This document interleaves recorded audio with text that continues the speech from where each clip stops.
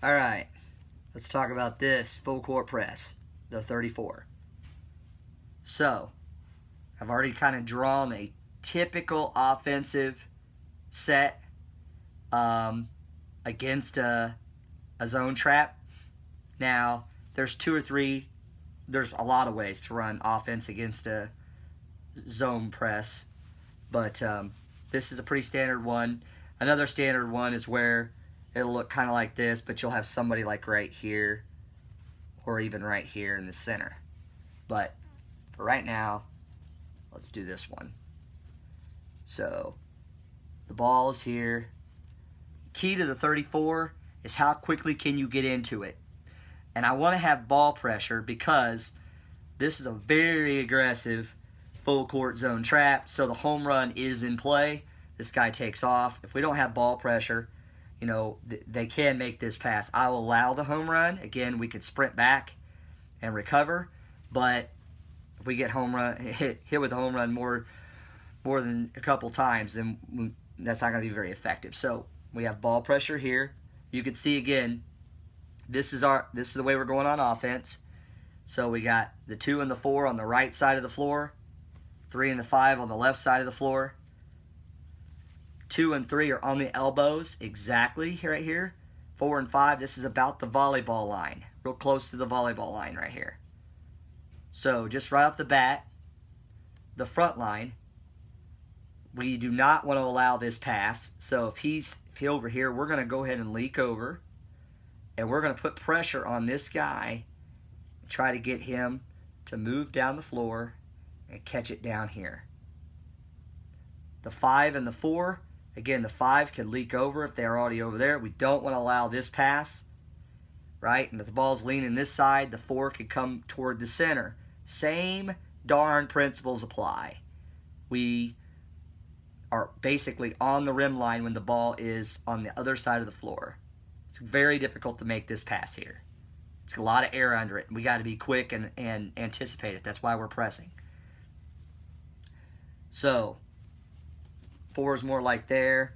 5 is more like there. The number one goal is to get the ball to come in right here.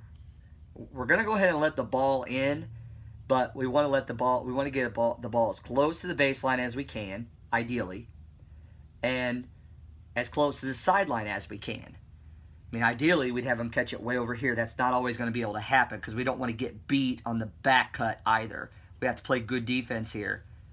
So let's suppose the ball gets caught, let's just say right here. So the ball's here now. Now here's the key. So ball just got passed in. The 3 is right here. The 1 was here. He's going to quickly come over. He's going to kind of come around like this right here. Kind of a slight little arc. Because we don't want, the 3 cannot let the ball down the sideline. It's just like in 32. Can't let the ball down the sideline. Can't let the ball split. Can't let the ball come into the center of the floor here. So as soon as that ball gets passed in, this guy's going to step in, the inbounder. I'll clean this up a little bit for you now so you see it. We got a trap right here. We don't necessarily have to get too tight on this trap. We'll kind of teach the technique of this trap. We want to be kind of coming back and forth, back and forth, back and forth on that trap. So we want him to get nervous and try to throw it. As soon as that ball's in the air here, this 2 is shutting down immediately, shutting down this pass back to the inbounder. So as soon as he's already seeing it, he's already leaking up, and as soon as the pass is made, the 2 is here. We're hoping to get a pick off right there, right underneath the basket. So you got your 2 right here. Sorry about that, friends. Got the 2 right here. Your 4 is leaking up. Depending on where this guy is here, if this guy's here, that's right. You just can't allow a pass into the center. That's the 4's job. And the opposite on the back line, which this time it's the 4, he can't allow the ball. So he needs to keep open, which we'll teach that technique. This guy could be coming into here to try to catch this pass. Okay? So he needs to be mindful of that. He's going to try to catch that there. So 5 does not allow the pass down the baseline. So this guy will often come up here to try to help.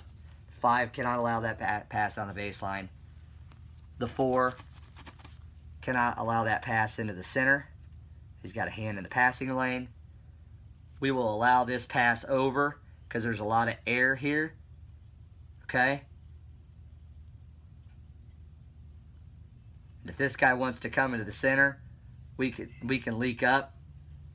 If they do, that's really the way to beat this zone. If this guy comes over into the center and we allow that pass there. A lot of times, though, what will happen is this guy will go opposite over here, too. So he's not even there, so the 2 can kind of play center field right here. But the 2's #1 job is to prevent that inbounder from catching that pass right back. If this guy wants to come in here, we'll yell bust and we'll get out of it. So let's do it on the other side. All right. This guy runs the baseline, so let's say he's over here. He's got it here. This guy comes down here. We got the 2 pushing him. We got the 3 sliding over to the center. We've got this guy here. We've got a guy here, a guy here. We've got the 1 hard ball pressure. We've got 4 here, 5 here. Same deal. Try to get him to catch the ball down here. As far down as we can. Let's say we do a little bit better this time. 2 does his job. The ball gets caught down here. Ideally, the ball gets caught even outside the arc. That's tough to do. But the ball gets caught there. 2, 1 taking an arc. Quickly there. 3 crashing there. 5 taking the center. 4 taking the baseline. Every time. Allow the home run. Right? If a kid can make a pass from here all the way down to here, I think we're quick enough to recover there. So I'll clean that up for you a little bit. The ball is now there. We got the 1 and the 2. Inbounder stepped in. We got the 3. He's crashed. We got a guy step to the center. We've got the 5 with the hand in the passing lane there. We got this guy in the baseline. We got the 4 there. We got a guy lurking over here. 34. Now, if this ball gets, next scenario, if this ball gets skipped over here, then we continue if we can recover. So, not likely to happen, but if the ball does get skipped, this guy, actually it is likely to happen, but there's a lot of air under that ball. Again, a lot of times this 3 can crash, but he can kind of play center field right here and try to steal that pass or steal that pass. But if it's all about communication, because if this pass does happen, let's say the 3's there, this pass happens, and as that ball's in the air, it's just a lot of recovery.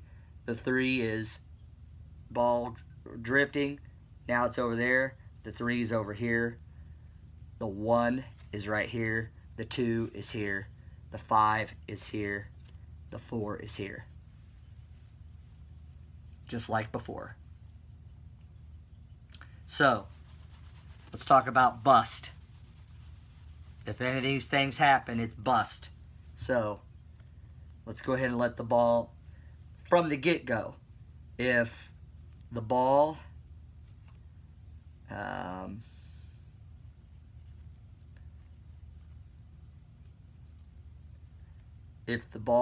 is thrown in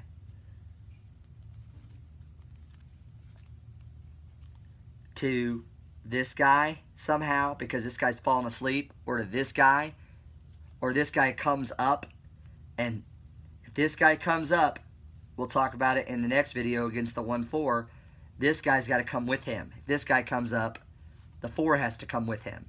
You can move up with this back line because there's nobody behind you. So if the ball gets thrown in here or here, bust. We're back into the 31, dead sprint. If the ball, let's say the ball comes in the center, let's say this guy loops around here, and the 2, if that happens, it's the 2's job to cut that pass off. Let's say he doesn't do his job. You got to keep your head on a swivel there and stay open. Don't let that pass right here to the arc or right here into the center. If that happens, it's bust. If the ball gets passed in, clean this up a little bit. The ball gets passed in to either side. I'm not going to do it on both sides because I think you get the idea, but the ball gets passed in here, right? And let's say it gets passed in a little deeper than we'd like. And the 1 comes over, the 3 comes over, the 2 crashes. Let's say the ball gets dribbled down the sideline, past these guys, or through the middle, bust. We're not going to take any because it's a 3-on-2. If this guy gets here, through here, it's 3-on-2, so we're bust. If he goes down here, we're bust. If the ball gets passed into the center of the floor at any time, this guy cuts, pass goes here, bust. Ball gets passed down the baseline, bust. So, reminder of the scenarios. Ball off the inbound gets passed to either wing, it's over. The ball gets passed to the center, it's over. Off the first pass, if the ball gets passed to the baseline from there or to the center from there, it's over. And I'll tell you what, even if the ball gets passed back to, if the 2 doesn't do his job on this first pass and close that down, it's over because you're going to get a swing pass off that, and you might as well have it over anyway. All those scenarios are a bust, and we all sprint down into your 31 defense, and we're going to recover anyway most of the time. So, what are we trying to do here?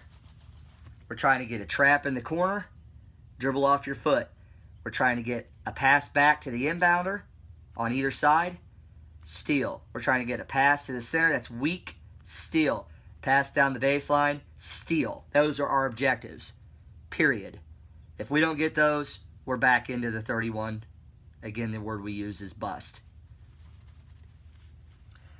Finally, again, the key to this entire thing is how quick can you get into it? We're only going to run 34 off of a made basket. So, again, how quickly can you do this?